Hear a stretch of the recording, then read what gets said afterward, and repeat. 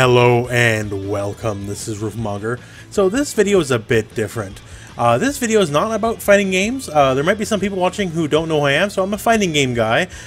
This video has nothing to do with fighting games. This is all about the anime of Dragon Ball Z and Dragon Ball Super as well, and it's all about my distaste for the character of Goku. So in the game, Goku's fine, he's alright, depending on which version of Goku you got, because there's a lot of Gokus in this game. But we're going to be talking about Goku in the anime and why I don't like him. So what we're going to do here is switch over to the training mode. So while I talk about what I have to talk about, I'm just going to have some soothing video of people beating up Goku. Start at the start here. First off, this video has nothing to do with Goku being a bad dad, because that's low-hanging fruit. It's incredibly true, don't get me wrong, he's an awful father, but that's the low-hanging fruit, and that's not the root of my problem with the character, so we're not going to go over that. And also, I'm not going to criticize him for bad decisions during the original Dragon Ball, because he was a child then, and, you know, for convenience sake, let's just say he was too stupid as a kid and didn't know any better. But this is where we get to the fact, you know, Dragon Ball Z and up, or Dragon Ball Z and up for the Americans out there. He grew up. He is effectively, honestly, a monster as far as I'm concerned. It is one of the cruelest fates of the planet Earth in the anime that their fate's tied to an idiot god who literally gets high like a narcotic off combat. So let's just kind of start at the start here. We're just going to work through the timeline here, Saiyan Saga all the way through Super, and we'll just kind of discuss some key points here, why Goku's just an awful person. So let's start with the Saiyan Saga. So I grew up, I'm a Canadian resident if you're not aware. Where I grew up, we started with the Ocean dub. And when the time came and the fight concluded with Goku and the crew and versus Vegeta, what was presented to me as a child was a very aspirational thing, you know, much like a better character than Goku would do. So what he says in the Ocean dub originally is, you know, we need to show Vegeta mercy, that we are better than what he wants us to be. You know, he might be a monster, and yeah, he might just come right back at us, right? But we're better than him. Mercy is a trait that, you know, separates us from the real monsters, so we're gonna go from there. And from then, you know, that's like some aspirational stuff. That's truly great, right? And even though I had problems with Goku years down the line, like, I always could think back to that and think, well, at least, you know, he had some heroic quality in him. And then I watched the Kai dub. So if you're not aware, the Kai dub is what was originally said in the original Japanese version, so it's a much more direct translation. And I do have some problems with that because some of the more key favorite lines of Dragon Ball history are worse in the Kai dub. But besides that, then we got to see what Goku really said. And this is where the crux of everything really begins. He did not want Krillin to spare Goku out of any misplaced sense of mercy or, you know, to prove we were better than him. He wanted him to spare him just so he could fight him again. And that's it. Just the fact that he wants to fight him again. He wants to get stronger, he wants to fight Vegeta when he gets stronger, and that's it. Like, let alone anything else that goes on. Like, the landing of Nappa and Vegeta was a critical event for the planet. With one wave of Nappa's fingers, he took out like tens of thousands of people. And the Goku, that doesn't need punishment because he wants his next fix. Because Goku literally gets high off combat. He is no better than a junkie. So Krillin was in a position to end the threat, you know, avenge tens of thousands of dead people, all thanks to Vegeta and Nappa's hands. And Goku says, no, I want to fight him again. So partially this is Krillin's fault as well. Krillin should have been the better person and took what Goku had to say about the matter and just throw it in the garbage. Because why listen to this literal madman when he says spare this guy who killed so many people and obviously is going to be a threat again. And as history showed, like, Vegeta did not become a nice guy directly afterwards, nothing, right? It was very much looking for revenge and all that kind of stuff. And then, of course, you know, Dragon Ball being Dragon Ball, all the villains eventually become your friends. But that at that point, here's a guy who's directly responsible for the death of tens of thousands of people and was willing to destroy the whole planet, you know, to sell to the highest bidder. And Goku just says, let him go because I want to fight him again. That's literal insanity. And I don't like that. When I watched that in Kai versus what he said in the dub I watched up growing up, where, you know, very much, you know, like what a proper hero would say, you know, mercy, and even if it's dumb, we got to show we're the good guys here. Like, even that, like, once again, it's dumb to do that sometimes, but at least you have a high aspirational tone to it versus Junkie looking for his next combat fix.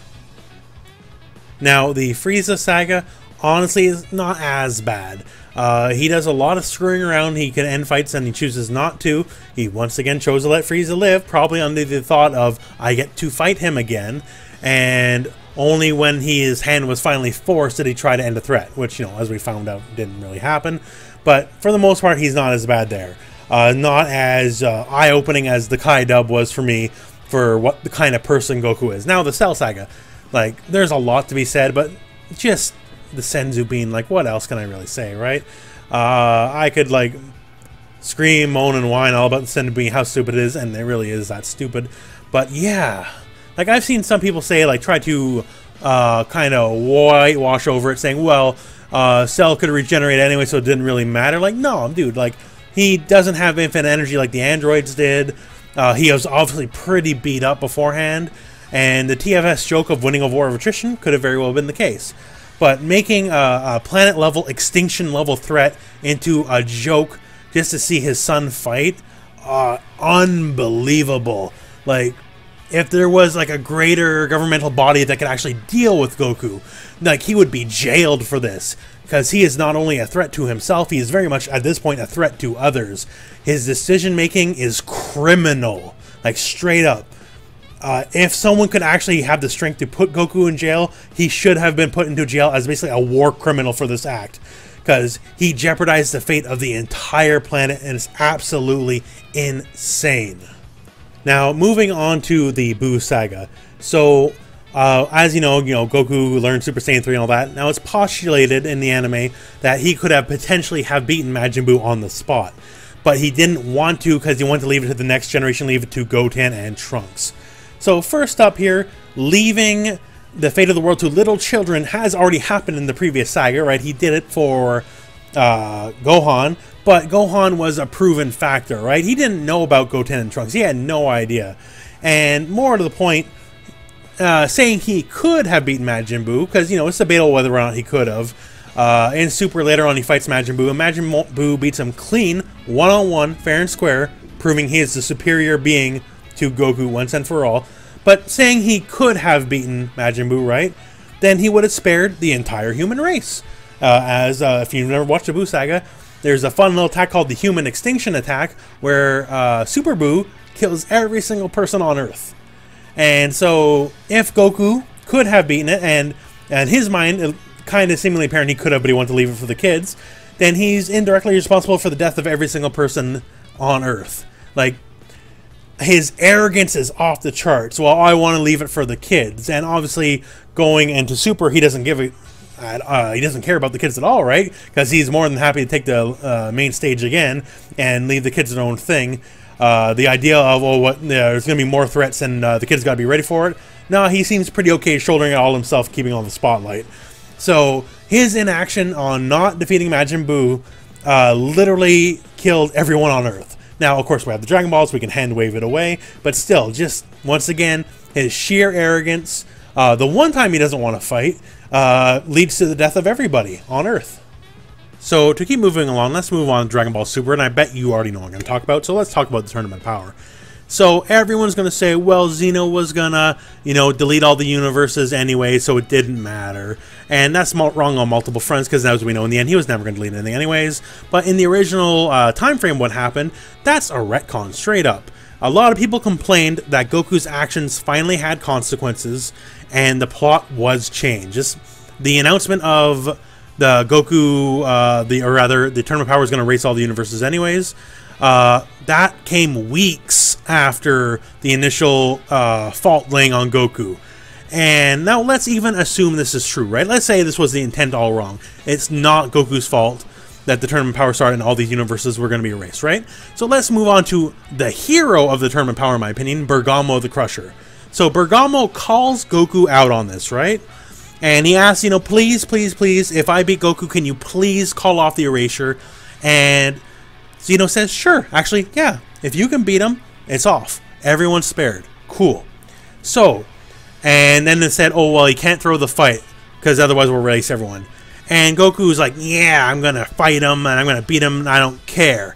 I just want to fight people. So, here's the thing. Goku is nominally, even with all the faults laid on him, he's a great martial artist, right? If you go look later on Super, remember when Frieza and Gohan were fighting?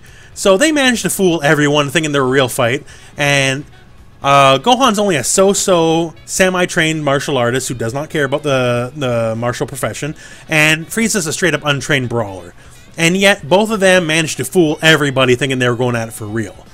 So how can you tell me that Goku, for the sake of the trillions dead laid at his feet, could not just throw the fight against the stupid wolf to save trillions and untold trillions of people? Like he's killing people on a scale greater than any Warhammer story, right? No one would know. These people obviously don't have an eye for a fake fight, as they couldn't tell between Gohan and Frieza. So he could have totally gone away with it, and as a quote-unquote genius martial artist, it would have been easy for him to throw the fight. But no, his own weird pride, he would rather see all these people laid dead for the fact he can have his own fights to keep going. Like, Super for me was the whole redemption of me believing Goku was a monster, because it straight up was laid out, you know, right in front of me. The whole Tournament Power, like even before the Tournament Power arc started, when Goku was going to go talk to Zeno, Beerus knew what was up, right? He literally threatened to Hakai him before he could leave, but then Goku had the magic teleporter button, so kind of, you know, got him out of jail. So yeah, straight up, it was a retcon. It was absolutely a retcon. And even if you choose not to believe it, then Goku still had the opportunity to save everyone and chose not to do it, just for the sake of the fact that he could fight more and more and more. And let alone, like, just the more dumb stuff in Tournament Power, how Goku managed to go from 0 to 100, like, what, 7 times that he's beaten down, manages to make a full recovery with no Senzu beans. And then he fights Jiren, and he loses, and he loses, and loses, and he gets to keep coming back through more and more power-ups. And Jiren never had a single power-up, by the way. If Jiren simply knew Kaioken times 2, he would have crushed Ultra Instinct Goku. But that's a whole other argument from a whole other time. So yeah, that's just... I could go for like probably 2 or 3 hours. On my streams, if you watch me play Dragon Ball FighterZ on my stream, I've ranted at this at length multiple times. And so this is just a taste. But yeah, the character of Goku, I don't like him. I like aspirational figures, people to look up to, and Goku is absolutely not that. He is nothing more than a junkie who gets high off combat, and he's a completely distasteful character. So that's my video. I'm sure a lot of you are going to very much disagree with everything I have to say, but so be it. You know, put it out in the comments below, and that's that. So thank you very much for watching. I hope this video found you well, and if you watch the channel, you know I say go out and play some Dragon Ball, and if you don't go out and play Dragon Ball, go buy Dragon Ball and go play it.